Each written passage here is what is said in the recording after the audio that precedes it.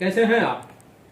सबसे पहले इस चैनल के देखने वाले जितने भी श्रोता हैं सबको नवरात्रि की ढेर सारी शुभकामना, ढेर सारी बधाइयाँ कि माता रानी सबके घर में आए और आप सब कुशल मंगलमय रहें ताकि हमारी जीवन भी वैसा ही कुशलता के साथ चलते रहे।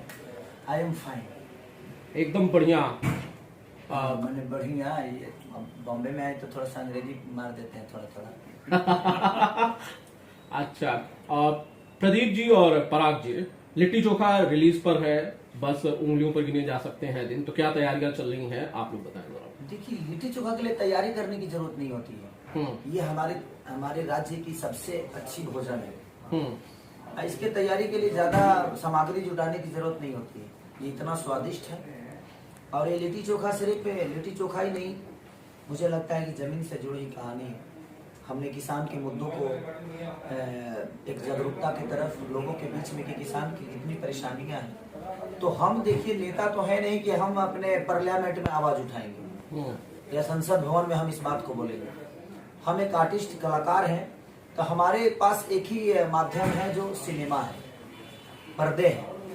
तो उस पर्दे के माध्यम से ये डायरेक्टर है पराग पाटिल जी, ये प्रोड्यूसर हैं, तो हम किसी की समस्या को पर्दे के माध्यम से ही दुनिया को बता सकते हैं कि हाँ, ये सिर्फ आप ही का कष्ट नहीं, पूरे देश की समस्या है। तो ये पूरे देश की समस्या है जो किसान है, क्योंकि मुझे लगता है कि दवा के बिना हम जी सकते हैं, पैसे के बिना हम जी सकते हैं, बट अन्न के बिना इस धरती पे कोई नहीं जी सकता। पूरी धरती की बात कर रहा हूँ, चाहे वो अमेरिका हो या ऑस्ट्रेलिया हो या चाइना हो, दुनिया की कोई भी राज्य हो, देश हो, मुझे लगता है कि किसान अगर नहीं है तो हमारा अस्तित्व नहीं है। हम कमाते हैं क्या? तो हमेशा आदमी कहता है कि 2 रोटी कमाने के लिए, लेकिन वो रोटी कौन कमाता है? हम तो पैसे कमाने आते हैं, रोटी कमाने नहीं आते।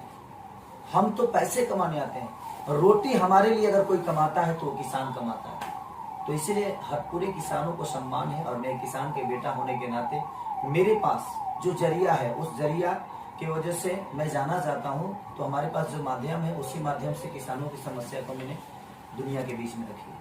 पराग जी, क्या थिएटर्स मिल रहे हैं, कहाँ रिलीज हो रही है फिल्म, डेट के साथ बताएं, फिर आगे का सवाल करते हैं। 12 अक्टूबर को फिल्म रिलीज हो रही है बिहार में, झारखंड में, नेपाल में और यूपी में। शायद से 22 तारीख का डेट होगा मुंबई का, क्योंकि 22 से यहाँ पर सिनेमा घर खुल रहा है। गुजरात 15 तारीख से। जी प्रदीप जी, क्या तैयारियां पूरी कर ली गई हैं फिल्म की रिलीज को लेकर, क्योंकि बड़ी फिल्म है तो इसके लिए रिलीज की जो तैयारियां हो वो भी ग्रैंड ही होंगे। हाँ बिल्कुल, सारे जगह हमारे थिएटर्स बुक है और जो इन्होंने पराग जी ने बताया अभी सारे स्टेट के बारे में, सब जगह हमारा पूरी तरीके से।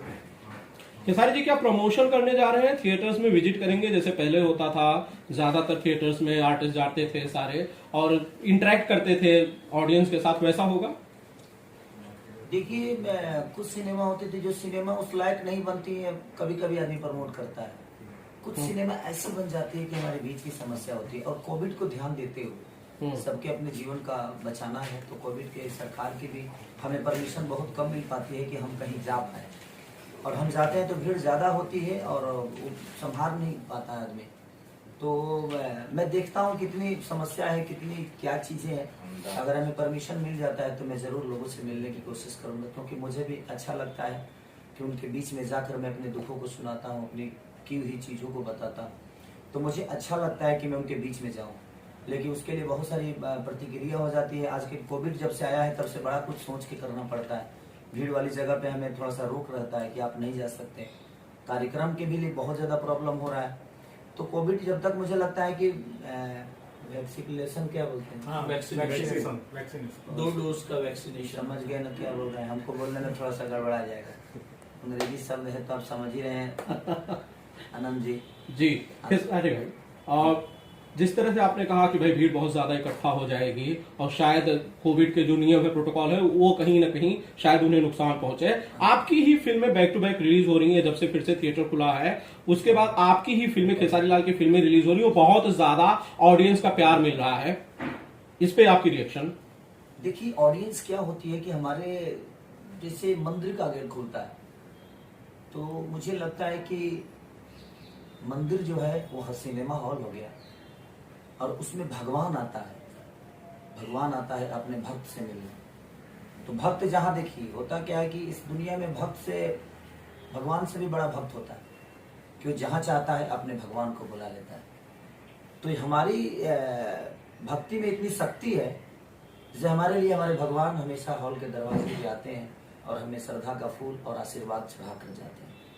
तो मैं लगातार चोरी चोरी चुपके चुपके का भी बहुत बड़ा इनिशियल रहा, बाप जी का बहुत बड़ा इनिशियल रहा, और हमारे, मुझे लगता है कि लिट्टी चोखा भी उससे बहुत बेहतर होगी, क्योंकि उसमें एक बाप बेटे की समस्या थी, चोरी चोरी चुपके चुपके में एक बिगड़े लड़के की समस्या थी कि हमारे घर की जो लंदन में रहते हैं उनको लगता है कि नहीं बियर बार ही बहुत कुछ है ये चीजें, तो उस समस्या से सुलझी हुई और उलझी हुई वो कहानी थी। ये है एक किसान का समस्या है, तो ये पूरे देश की समस्या है। तो मैं कोशिश यही करता हूँ कि मैं जब भी कोई काम करूं तो उसमें समस्या ऐसी हो जिससे उभरा जाए, और दुनिया को पता चलनी चाहिए कि हमारा देश अभी भी बहुत पीछे, और हमारा खास करके बिहार राज्य जहाँ पे रोजगार की बहुत ज्यादा प्रॉब्लम है, तो वो बहुत जरूरी है। तो हमारी कोशिश, और हमें दुनिया प्यार इतनी देती है, तो हमारा भी दायित्व बनता है कि अपने राज्य के लोग की समस्या पूरी दुनिया को दिखाई जाए।